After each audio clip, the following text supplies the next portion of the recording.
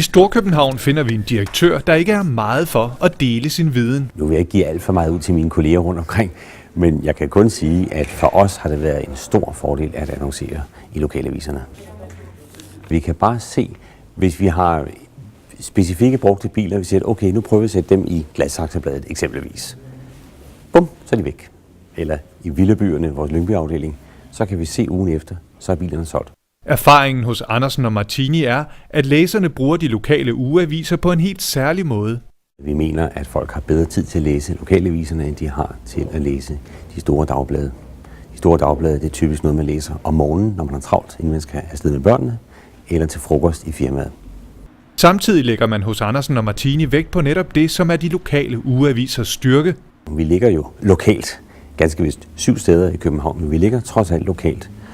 Og vi føler, at det må være rart for kunden at handle eller få serviceret sin bil tæt på, hvor vedkommende bor, eller for den sags skyld arbejder. Et øjeblik. Annoncestrategien hos bilfirmaet ligger derfor fast. Du vil nok se en annonce i lokalaviserne fra Andersen og Martini stort set hver eneste uge.